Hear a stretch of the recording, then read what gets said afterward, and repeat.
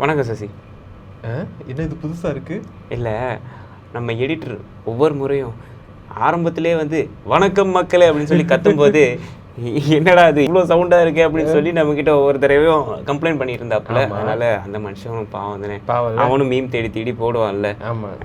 என்ன பண்றது, அதனால புது வணக்கம் மக்களே ஏதோ ஒரு அடக்க ஒடக்கமா ஆரம்பிச்சிருமா? ஓகே, வணக்கம் மக்களே. என்னடா இப்படி போறாமே பணிவுனே. நிகழ்ச்சிக்குள்ள போயிடலாம். நான் உங்கள் மயு. நான் உங்கள் சசி.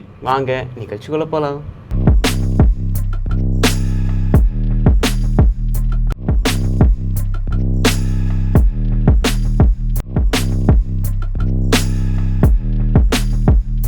அப்புறம் சசி, தமிழ்நாட்டில் தேர்தல் முடிஞ்சிருச்சு. ஆமாம், யார் வின் பண்ணுவாங்க யார் வின் பண்ணுவாங்கன்னு ஒரு கியூரியாசிட்டியாக இருந்தோம். கண்டிப்பாக. பட் அதுக்கான ரிசல்ட்டும் தெரிஞ்சிருச்சு.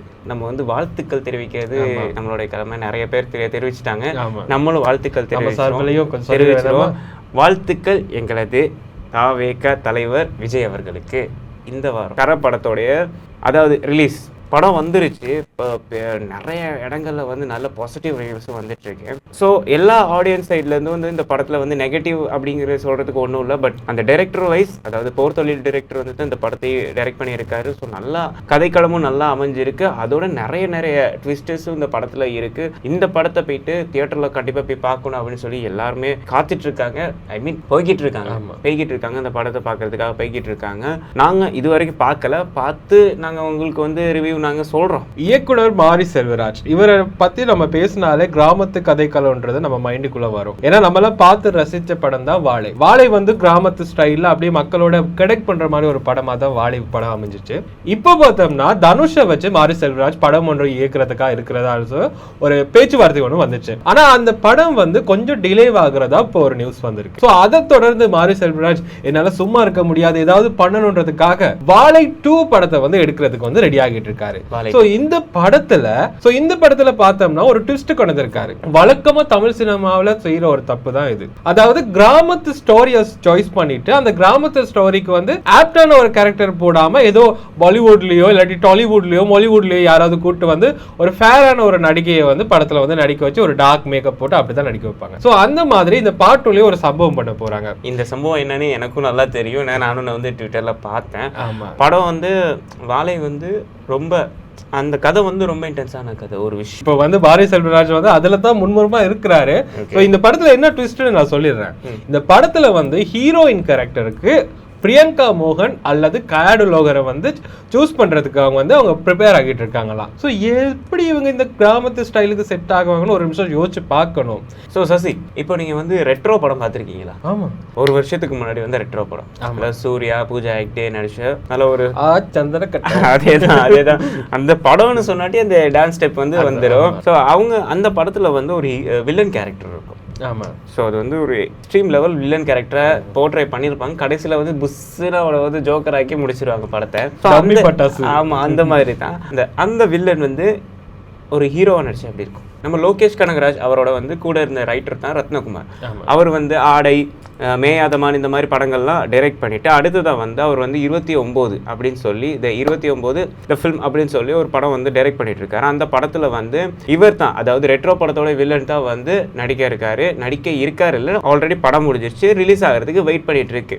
ஸோ அதுதான் இப்போ வந்து அவர் வந்து ஹீரோவா இருக்கிற நேரத்தில் சசி இப்போ வந்து காமனா இப்போ வந்து அவர் வந்து வில்லனா பண்ணிட்டு இருந்துட்டு ஹீரோ வர நேரம் வந்து மேக்கப் சரி எல்லா விஷயமும் சேஞ்ச் ஆகுற நேரம் வந்து இவர் வில்லனா இல்லை ஹீரோவா அப்படிங்கிறது வந்து சில பேருக்கு குழப்பம் இருக்கும். அதனால தான் நான் இந்த நியூஸ் உங்களுக்கு கொண்டு கொடுத்தேன். ஸோ பார்ப்போம், வெயிட் பண்ணி பார்ப்போம். ஒரு படத்துல தண்ணி பஞ்சத்தினால அந்த ஷூட்டிங்கே 2 பேசினா நம்புவீங்களா?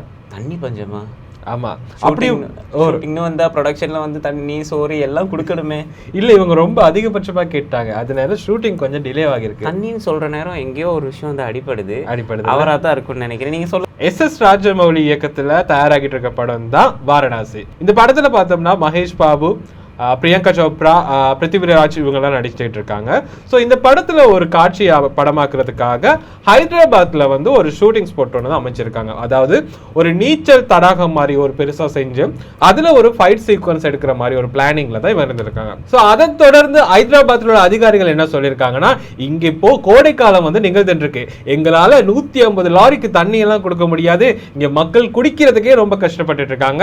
ஸோ உங்களுக்கு இப்போதைக்கு எங்களால தண்ணி தர முடியாது. இந்தியாவை பொறுத்தவரை அந்த தண்ணி பிரச்சனை வந்து எப்பயுமே வந்துட்டு இருக்கிறது தான். ஸோ இதனால கொஞ்சம் படம் வந்து டிலே ஆகுற மாதிரி இருக்கு. Okay okay okay. ஏன்னா வாரணாசி இப்போ வந்து எஸ் ராஜமௌலினாலே அவர்கிட்ட மேக்கிங் வந்து பெருசா இருக்கும். ஸோ அவர் வந்து ஒருவேளை டைட்டானிக் மாதிரி ஏதோ ரேஞ்சில் இது பண்றாரு. ஏன்னா டைட்டானிக் பெருசா பிளான் பண்ணிருக்காரு. 150 லாரினா யோசிச்சு பண்ணுங்களேன்.